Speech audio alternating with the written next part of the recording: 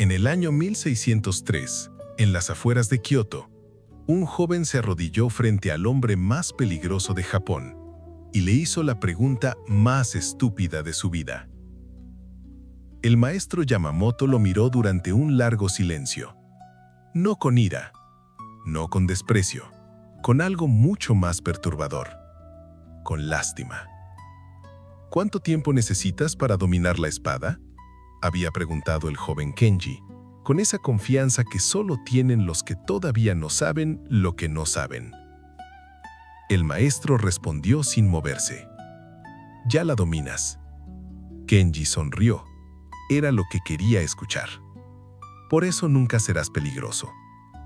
Ahora mismo, mientras escuchas esto, tú estás haciendo lo mismo que Kenji. Aprendiendo, estudiando, consumiendo información y creyendo, en algún rincón silencioso de tu mente, que ya sabes cómo funciona el proceso, que entiendes cómo se adquiere una habilidad, que el camino es largo pero lo estás recorriendo bien. Lo que nadie te ha dicho es que el mapa que tienes en la cabeza está equivocado desde el principio. Kenji llegó al dojo de Yamamoto en el otoño de 1603, cuando Japón empezaba a respirar después de décadas de guerra.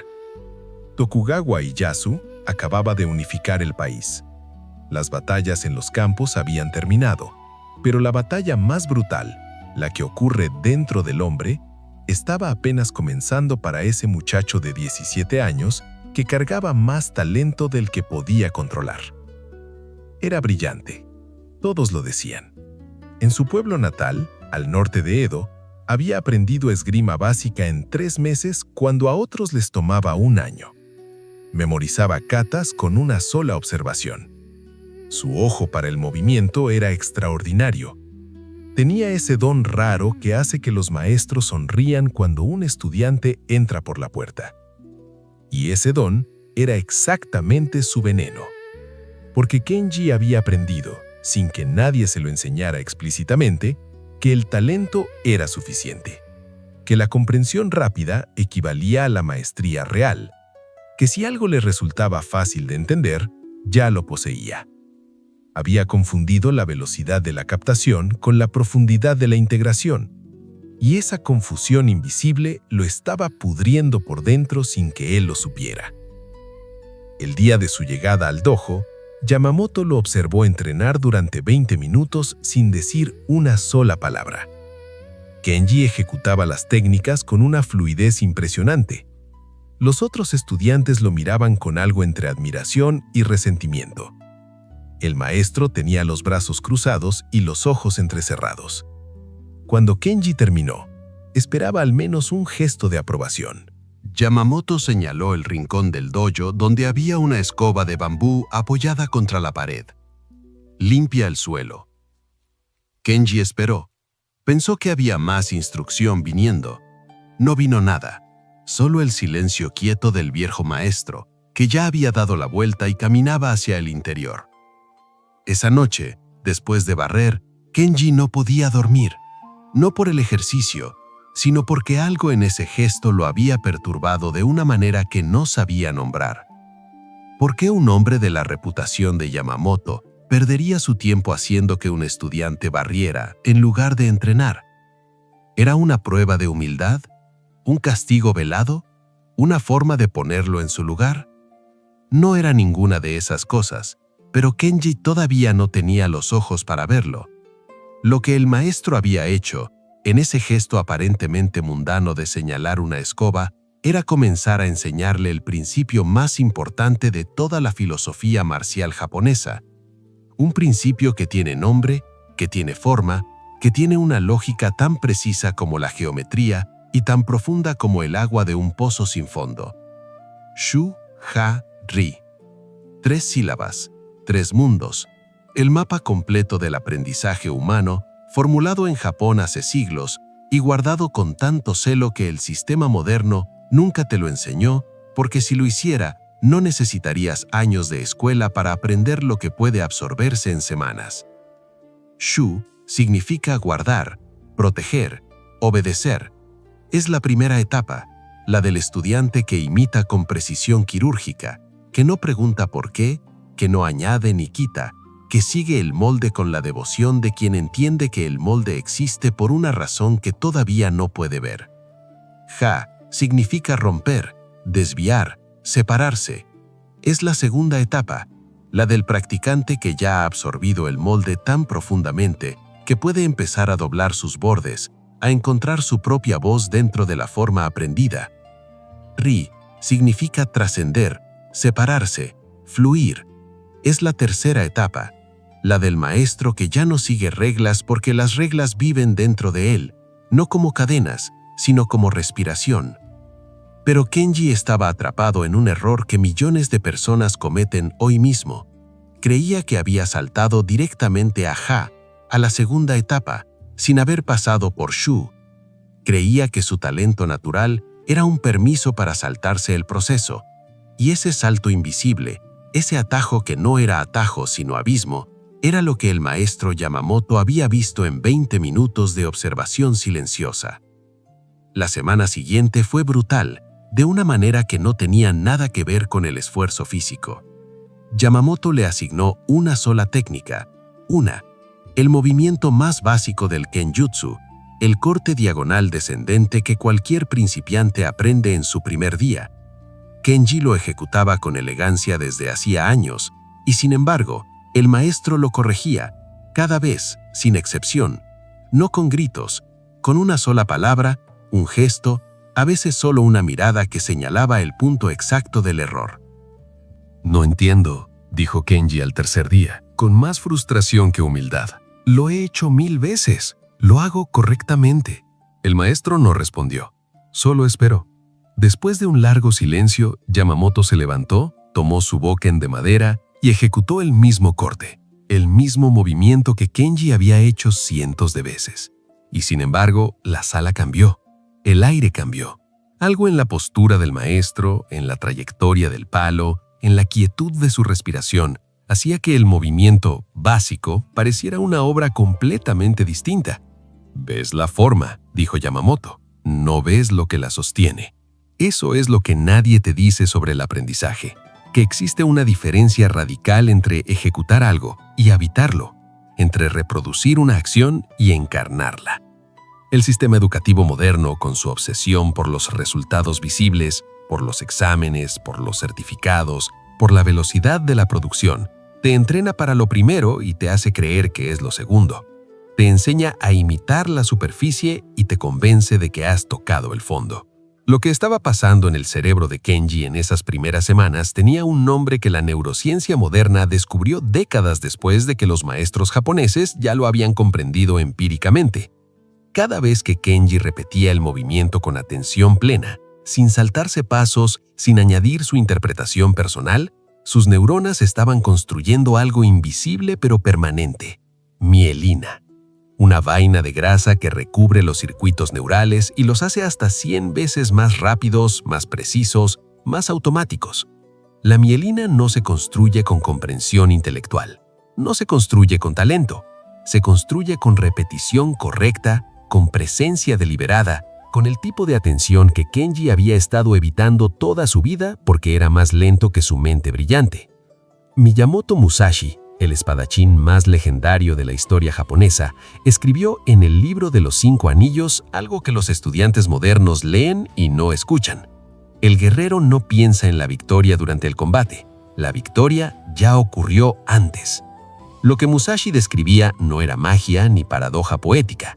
Era neurología avant la lettre. El duelo en el combate real es solo la expresión exterior de miles de horas de construcción interior que nadie ve. El duelo ya está ganado o perdido en el dojo, en la oscuridad, cuando nadie mira. Takuan Sojo, el monje zen que fue consejero de los mejores espadachines de su época, escribió algo aún más perturbador. La mente que se detiene a pensar ya llegó tarde. No era una instrucción para no pensar, era la descripción de un estado que solo existe al otro lado de la repetición deliberada, cuando el conocimiento ya no vive en la cabeza, sino en los músculos, en los huesos, en ese espacio sin nombre entre la intención y el movimiento. Marco Aurelio, a miles de kilómetros y siglos de distancia, decía lo mismo con otras palabras. No es la mente la que actúa cuando el cuerpo está bien entrenado. Es algo anterior a la mente. Los estoicos y los samurái nunca se conocieron, pero llegaron a la misma orilla desde mares distintos. Al cabo de 4 semanas, algo cambió en Kenji. No dramáticamente, no con fanfarria, de la misma manera silenciosa en que cambia el color del cielo antes del amanecer, cuando todavía no hay luz, pero el negro ha dejado de ser completamente negro. Estaba practicando el mismo corte básico cuando por una fracción de segundo la mente se detuvo. No pensó en la posición del codo, no pensó en el ángulo de la muñeca. El movimiento ocurrió sin él, y sin embargo, era más él de lo que había sido nunca. Duró menos de un segundo, pero lo sintió y supo que había cruzado algo. Yamamoto, que observaba desde el extremo del dojo, no dijo nada, pero cerró los ojos brevemente, como si hubiera recibido una respuesta a una pregunta que llevaba semanas haciéndose. En el patio del dojo había otro estudiante. Se llamaba Hiroshi. Tenía 22 años, 2 más que Kenji, y llevaba 4 años con Yamamoto. Era metódico, paciente, sin el brillo natural de Kenji, pero con algo que Kenji apenas comenzaba a comprender que era infinitamente más valioso. La capacidad de quedarse en Shu sin desesperarse, la capacidad de repetir sin aburrirse, la capacidad de obedecer el proceso sin negociarlo. Durante semanas, Kenji había subestimado a Hiroshi en silencio. Lo veía como un estudiante mediocre que compensaba su falta de talento con trabajo mecánico. Lo que no podía ver era que Hiroshi ya tenía mielina donde Kenji solo tenía comprensión intelectual. Que Hiroshi había pasado 4 años construyendo los cimientos que Kenji había querido saltarse. El día del primer enfrentamiento real entre los dos, el resultado no fue lo que nadie esperaba. Kenji era más rápido en los reflejos, más elegante en la forma, más creativo en la improvisación, pero Hiroshi era inamovible. Cada vez que Kenji inventaba, Hiroshi respondía desde un lugar que no requería pensamiento. Cada vez que Kenji aceleraba, Hiroshi conservaba energía. Al cabo de 12 minutos, Kenji estaba agotado y confundido. Hiroshi estaba fresco. ¿Cómo?, preguntó Kenji, sin poder ocultarlo. Hiroshi no respondió inmediatamente. Luego dijo con la simpleza de quien no está siendo modesto sino preciso: «Yo no pienso en el combate. El combate ya estaba dentro». Era la primera vez que Kenji escuchaba esas palabras y las entendía en el cuerpo, no en la cabeza. Yamamoto, esa tarde, le dijo algo que Kenji no olvidaría en el resto de su vida. «Mañana irás al monasterio de las montañas del norte. Preguntarás por el monje Dogen. Él te dirá que no tiene nada que enseñarte. Esa será tu primera lección». El monasterio estaba a 2 días de camino. Kenji llegó al atardecer del segundo día con los pies ampollados y una humildad nueva que todavía no sabía que era humildad. El monje Dogen era un hombre pequeño, de 60 y tantos años, que barría el patio con la misma. Al cabo de 4 semanas, algo cambió en Kenji. No dramáticamente, no con fanfarria, de la misma manera silenciosa en que cambia el color del cielo antes del amanecer, cuando todavía no hay luz, pero el negro ha dejado de ser completamente negro.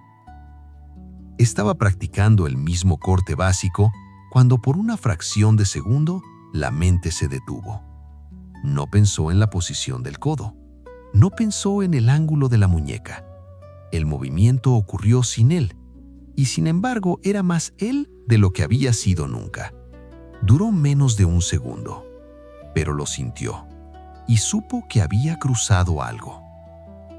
Yamamoto, que observaba desde el extremo del dojo, no dijo nada, pero cerró los ojos brevemente, como si hubiera recibido una respuesta a una pregunta que llevaba semanas haciéndose. En el patio del dojo había otro estudiante. Se llamaba Hiroshi. Tenía 22 años, 2 más que Kenji, y llevaba 4 años con Yamamoto. Era metódico, paciente, sin el brillo natural de Kenji, pero con algo que Kenji apenas comenzaba a comprender que era infinitamente más valioso: la capacidad de quedarse en Shu sin desesperarse, la capacidad de repetir sin aburrirse, la capacidad de obedecer el proceso sin negociarlo. Durante semanas, Kenji había subestimado a Hiroshi en silencio. Lo veía como un estudiante mediocre que compensaba su falta de talento con trabajo mecánico. Lo que no podía ver era que Hiroshi ya tenía mielina donde Kenji solo tenía comprensión intelectual, que Hiroshi había pasado 4 años construyendo los cimientos que Kenji había querido saltarse. El día del primer enfrentamiento real entre los dos, el resultado no fue lo que nadie esperaba. Kenji era más rápido en los reflejos, más elegante en la forma, más creativo en la improvisación, pero Hiroshi era inamovible. Cada vez que Kenji inventaba, Hiroshi respondía desde un lugar que no requería pensamiento. Cada vez que Kenji aceleraba, Hiroshi conservaba energía. Al cabo de 12 minutos, Kenji estaba agotado y confundido. Hiroshi estaba fresco. ¿Cómo?, preguntó Kenji, sin poder ocultarlo. Hiroshi no respondió inmediatamente. Luego dijo con la simpleza de quien no está siendo modesto sino preciso: «Yo no pienso en el combate. El combate ya estaba dentro». Era la primera vez que Kenji escuchaba esas palabras y las entendía en el cuerpo, no en la cabeza. Yamamoto, esa tarde, le dijo algo que Kenji no olvidaría en el resto de su vida. «Mañana irás al monasterio de las montañas del norte.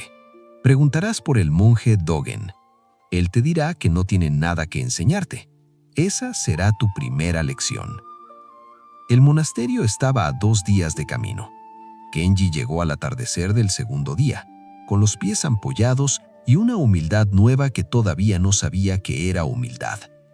El monje Dogen era un hombre pequeño, de 60 y tantos años, que barría el patio con la misma atención que Kenji había dedicado a 3 meses a mover una espada de madera. Cuando volvió al monasterio esa tarde, Dogen lo miró de una manera diferente. «Ya puedes irte», dijo. «Ya aprendiste lo que viniste a aprender». Kenji no estaba seguro de qué había aprendido, pero supo que el viejo Kenji habría respondido con una lista de cosas. El nuevo Kenji solo asintió. El regreso al dojo de Yamamoto tomó 2 días. Cuando Kenji llegó, el maestro estaba sentado en el mismo lugar donde siempre estaba, como si el tiempo no hubiera pasado. Kenji se arrodilló frente a él. «¿Qué encontraste?», preguntó Yamamoto. Kenji pensó durante un momento.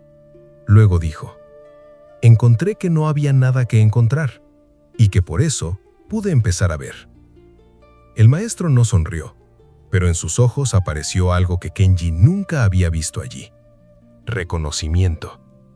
«El 1% que domina cualquier habilidad», dijo Yamamoto, como si hablara para sí mismo y para toda la historia al mismo tiempo, no tiene acceso a información que los demás no tienen. Tiene acceso a un proceso que los demás evitan. Shu, obedecer hasta que la forma viva en ti.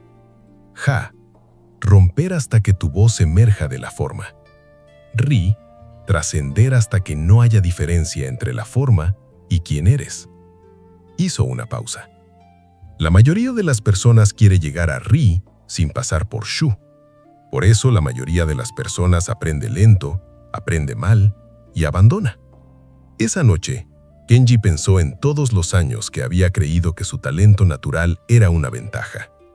Y comprendió, con la claridad fría de quien ha visto algo que no puede desvolver a la ignorancia, que el talento sin proceso no es una ventaja, es una trampa más sofisticada que la torpeza. Porque la torpeza al menos obliga a quien la tiene a enfrentarse al proceso. El talento permite evitarlo por más tiempo. Y mientras más tiempo evitas el proceso, más profundamente te hundes en la ilusión de que ya llegaste. 20 años después, en el mismo dojo, un joven de 17 años se arrodilló frente a un hombre que ya no era el estudiante que barrió el piso con vergüenza y frustración. El maestro Kenji observó al muchacho durante un momento. Era brillante, Todos lo decían. Su ojo para el movimiento era extraordinario. Tenía ese don raro que hace que los maestros sonrían cuando un estudiante entra por la puerta. Kenji señaló la escoba en el rincón sin decir una palabra. El joven la miró, la tomó. Empezó a barrer con esa confianza obediente que solo tienen los que todavía creen que barrer es menos que entrenar. Kenji lo observó y pensó en Yamamoto, en Dogen, en Hiroshi, en la mañana en que algo se rompió en él durante la meditación y el mundo dejó de ser lo que había creído que era. Cuando el muchacho terminó de barrer, Kenji le dijo lo único que hay que decir al principio. Ahora, hazlo de nuevo, más lento. El joven lo miró con una pregunta en los ojos que no se atrevió a pronunciar.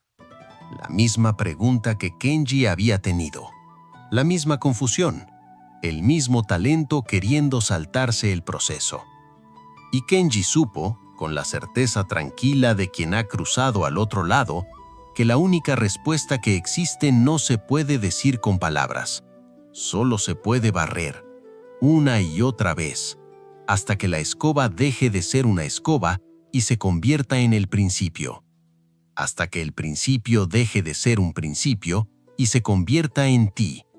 Hasta que tú dejes de ser quien creías que eras y te conviertas en algo que todavía no tiene nombre, pero que todos los maestros reconocen cuando lo ven entrar por la puerta. El camino nunca fue largo, solo parecía largo desde el principio, antes de entender que no hay camino. Solo hay cada paso, solo hay ahora, solo hay Shu. Y en Shu, si te quedas el tiempo suficiente, ya está todo lo demás.